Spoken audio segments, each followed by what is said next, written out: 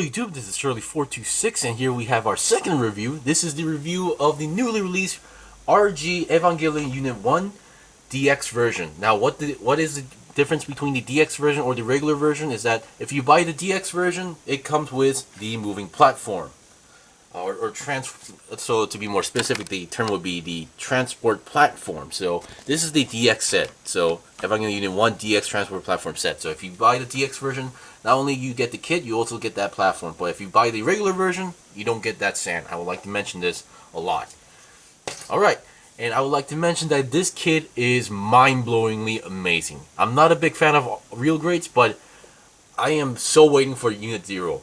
Yes, they actually announced a real grade EVA Unit 0, the yellow one, and I can't wait for that to happen as well. The main reason why I am mind blown is that despite being an RG kit, the kit didn't really feel unstable. The kit is pretty stable, and then the color separation is mind blowing. I know real grade like kits mostly have really good color separation, but this one takes it to a whole different level, at least for me. Alright, let me just push this to the front a little bit. Yeah, the legs are a little bit too on the skinny side, which makes it a little bit tricky to balance, but it's not impossible. Okay, so as usual, let's go with our typical components. So first of all, what you get, of course, obviously being the DX version, we get that transport platform set. We get the EVA unit itself. Currently, hand-wise, I gave it the left and right, the most basic open hands as far as I can tell, because this thing has a lot of hands and nothing else. Okay, here are the other hands. So first of all, what hands we get is number one are these fists. We get these typical fists, and I would like to mention the purple hand, and then these knuckle parts, these gray parts are all separated pieces. I am very, very impressed. And then here we have a more like karate chop or kind of stabbing type of hands for left and right.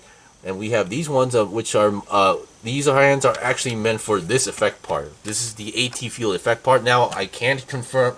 I'm not really sure if this is only for the DX version or this is included in the regular version. I haven't really researched into that. But basically, the way how you're supposed to do this is that these hands are supposed to be used when the EVA Unit 1 is ripping through or trying to break open the AT field like this by putting the hands inside the middle like this. And this is also a pretty fun effect part if you can actually get it into the right position. So yeah, we also get this very nice looking part. And then here we have another open hands. They give you a lot of open hands. I guess it's meant for like posing, and I believe this is like for a specific pose if I remember correctly. And then we get two trigger finger hands for left and right. But you only get one rifle, so you're pretty much going to be only using one. So I gave it onto the right hand. And here we have the machine gun. I absolutely love this design. I believe this was like based on the FAMAS or something like that. But yeah, and then we get these yellow parts. Everything you see is color separated. Everything you see, I have not used any single sticker up to this point. And I guess I should also mention, do we get any sticker sheets? Yes, we do get your typical RG style sticker sheets. Of course, there are some parts that are kind of required, but I am not a big fan of like using these type of stickers. But yeah, we get the typical like these metallic shining stickers, all these markings and such. Actually, I guess I could use this if I wanted to, because this sticker, the one you see here, actually goes onto the DX platform right over here. All right, and then we not only we get the rifle, but obviously we get the knife, the combat knives that are stored into the unit. So we get two of them for left and right, and we get a specific hand mold to hold these knives. So yeah, two hands and two knives. Definitely, I really like this. But the problem is with these type of hands, I've noticed is that because being a very specific mold for this hand, we really can't hold it the opposite direction. So you can see I open this up, and you can see the hand is exactly meant to be hold it like this. Unless I haven't tested this yet, but maybe, yeah, it's not allowing me the hands. So this can be only hold upwards. So yeah, that's I guess would be like one limitations regarding these type of moldings, I guess. So yeah, two knives. I really liked it. And then this is more of a leftover piece slash option. So we get a extra antenna. But problem is the antenna or horn I have, it's not exactly the same. This is the one that is non-colored and requires the sticker sheet, because the horn actually has a, as you can see, there's like a mold here which you're supposed to apply some green stickers. If I see that correctly, yeah. But what I've used is they also give you this. I forgot what they call these. I think they call these like color injected mold or something like that. They give like we get one for the horn, we get one for the head part, which is actually the eye sections, and then these two parts which actually goes onto the arm. So I believe this one, yeah, I think it's this one that has the antenna, which the color separated parts on it. That's the one I use. I've heard some people mentioning to me that a few people broke theirs on Twitter. That didn't really happen to me, so yeah, just be careful. Of course, cutting the parts off, especially the horn, might be tricky because, yeah, they're all like clustered together, so it could be tricky to cut them off. But once again, I'm no pro builder. I'm just a really typical basic builder who uses a cheap ass Haro nipper. So yeah. Alright, so let's get on to the review. Once again, this kit was, as those who know, I am not a big fan of RGs, up until, of course, RG Crossbone X2. This one was very, very fun. Of course, I'm not going to say this is like the perfect kit. There are some parts or areas that you need to be careful. And a lot of people were asking like size comparisons. Here it is. So here is a typical HG 1 to 144 scale kit. I should also mention the RG kit for this one. They do not mention the scale. The scale is not written. Just because it's a real grade does not mean it's 1 to 144 scale. So this thing does not have a scale. So here's a comparison with a 1 to 144 scale HG kit. So you guys do the calculation. Height wise, I already did the measurements. It's about 19 centimeters on height. So you guys do the calculations to figure out the scale. I'm not doing that for you. Alright, so let's go on to the review. So as I mentioned, there are some parts that you need to be careful. Not that big. Well, maybe it's because you can break like the horn, but there are some parts just be careful. Okay, so let's start with the head. The head is amazing. As I mentioned, no stickers used. Even the white eye, the black sections, the red parts, everything is color separated. And you can even open the mouth and it reveals the red parts inside the mouth. This is amazing. The head itself is actually connected on a ball joint, and with this kit it actually shows me a lot of stuff that I was not aware of, especially with the design, like the orange neck section, the chest section. I was never aware of this design as well. And I know there has been a lot of like different animations of Evangelion, and I'm gonna assume this is like based on the more recent one, not the old one. So head wise, it can go, as you can see, the neck, there's a part in the neck that moves together. Yeah, it can go down that far as I can tell, and then upwise, I think this is as far because the Evangelion, these units or mechs always have it like a hunchback style design. So yeah, I don't think they can face upwards that much. And being on a ball joint, I'm actually being careful just to make sure. Being on a ball joint, you can go about almost back 360. So yeah, you are able to go 360 if you want to do so. But I don't think even in the Eva units they did that for real. And here we have the back section. What's also cool is that usually this gimmick we only see them in figures like metal build, but what you can do is pull this up, flip this up, and reveals the entry plug. That's actually a real full-fledged entry plug that's inside. Let's hope I can reach it. Come on. There we go. We have the entry plug. This is amazing. I know like metal build figures, they have like a spring-loaded function where this thing can pop out. But yeah, I really am impressed. This is like my childhood like dream ideal version of this mech. Okay, so the body is going to be a little bit tricky. Well, actually no, before the body, let's go over the shoulder. Now, one of the few downsides of the kit would be the shoulders, because the arm and shoulder parts are separated. They are connected. So how should I say? The shoulder armor is connected to a specific part on the body, and the arm is also connected to a different joint. So they're not actually. So the armor part is not directly connected to the arm. So the arm itself can move very freely, like as you can see, and which also reveals another problem. Oh boy. So yeah. So as you guys just saw, here's one of those color injected parts. So Oh boy. So what happened was that this top purple section is composed of three parts, left and right and front here. As you can see, you can go 360, but I don't think it's really meant to go 360 because it's actually the parts are actually colliding with each other. So which is why you saw my parts fall off. The arm connection, the arm to the body is okay, but the lower arm section here is not the best connection because of that color injected piece right over here. It really gives out that, kind of not too strong connection going on here. But the arms can go about to the side 90 degrees, and we have a nice double jointed bend going on here. So as I mentioned, if you move the arm itself, the shoulder does not follow. So the problem is that I have no idea. So there's really no way to move the shoulder as far as I understood it. I mean, there is a little bit forward and backward movement, but that's pretty much it. And another cool thing about the arm is that, so we have these all color separated, is that the hands are themselves are actually ball joints. Just to make sure, they're actually typical ball jointed hands. But the way how they're connected is that if you twist the arm, it's supposed to, as you just saw, I just twisted the arm or hand, and the arm itself, the armor part, followed to give it a more natural look. Because while these are giant robots, they're not typical giant robots. They're like biological robots, or kind of like that. So they tried to give it that more muscle, organic look going on here. So when a body part moves, other parts move together. So as you can see on the bot, if I move the shoulder, I believe. So the shoulder does have itself can go forward and backward. So yeah.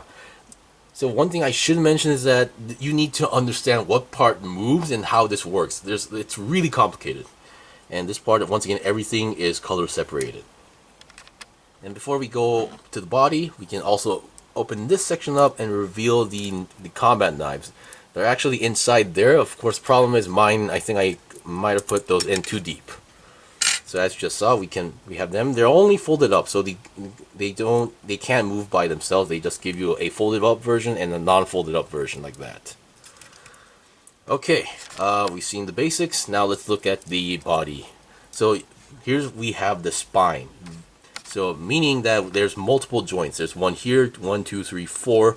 So which means is that okay, how should I show this? Okay, this might be a better angle. Each body part has a different moving spine. So you can see there's like multiple movements going on here.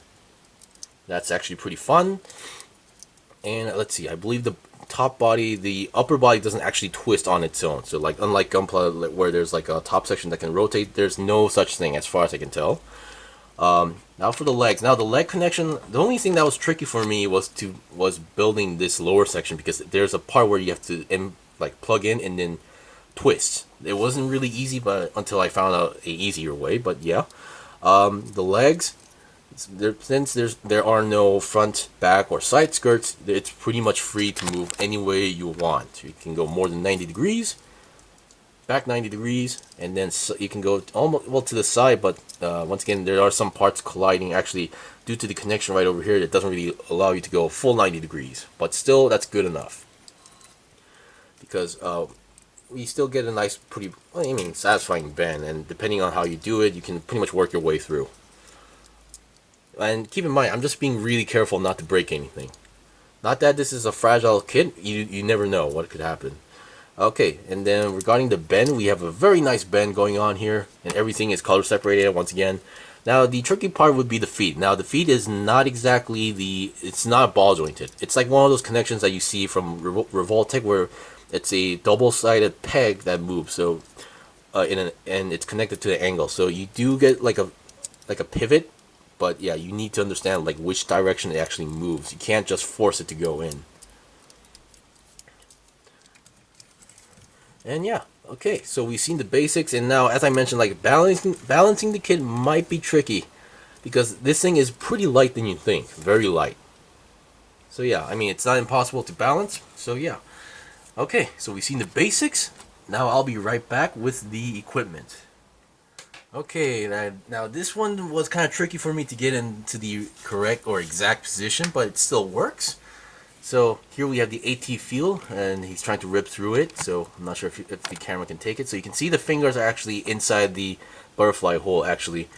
Yeah, it's on the wrong angle, but still, basically this is how you do it. So course, getting in the right position, and then you have to like lock it into place. So it is tricky, but once you get it in on the proper position, it looks very nice.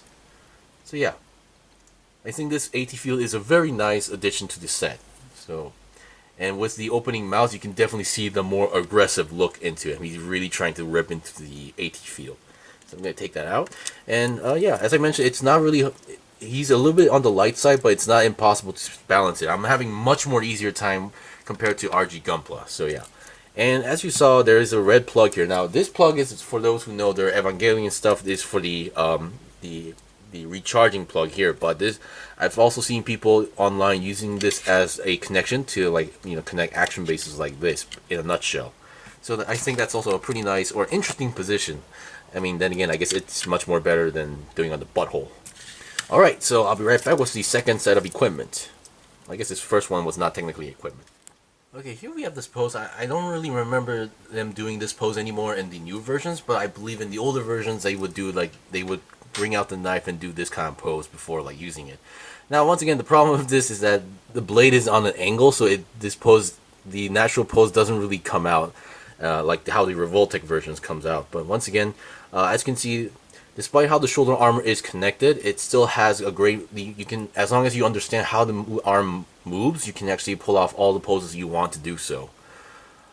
Yeah, and regarding the legs or the inner frame itself, now up to the body, it may really look pretty simple, like a really mechanical look on the inside. But when you come to the legs, the inner frames, they don't really look mechanical. They're not your typical inner frame style, Gundam style inner frames. They actually go with like a really black...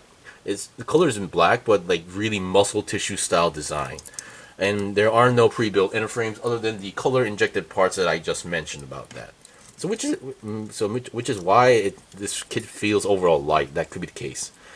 So yeah. Oh yeah. And regarding like the body section, I guess this would be technically an ab crunch. You can see like how far the ab is moving to the back. You can see there's one, two. There's two actually big ones. The middle one, because of how the design is, they don't really move that much, but you can see, yeah, that's a very, very nice range of movement. And going down, we can do the hunchback pose that they usually do at most of the time. Okay, so I'll be right back with the rifle now. Okay, here we have the night rifle, and this is like one of all the kits I've built, and like this is one of the best kits that actually can do a really natural looking kneeling pose without any problems or without any fiddling. Of course, I might have gotten the feet wrong in the wrong position, but this looks... I had no problem. It was so easy. Definitely love the natural look on it. Now, one thing I should mention is that now, despite the hands being on a ball joint, I would like to mention that when you're taking off the hands, be careful when you're doing that, because number one, when I first got this and then I took out the hand, I was just pulling only the hand, and what happened is that this extra joint right over here lower the hand also popped out, which is actually a double ball joint, which is one is connected to the outer arm and then the other one is connected to the actual arm. So just be careful about that. And number two, if you're not careful, the arms can pop out like this, because once again, I think they should have like gone with a much more longer peg here. But yeah, so I don't know, maybe applying a little bit of glue might give it might help, but yeah. So the arms might pop out a little bit easy time to time. So just be careful on that aspect. But yeah, I really love how this thing goes. So okay, once again, I'll be right back with the stand now. Okay, here we have the stand now. So this is the transport platform, which comes with the DX version. The build is also pretty fun, building this platform itself. Now, one thing I found a little bit problem is that I love the design. I love how this thing looks. The problem is you can actually plug in like the shoulders and like the arm sections inside to these parts technically.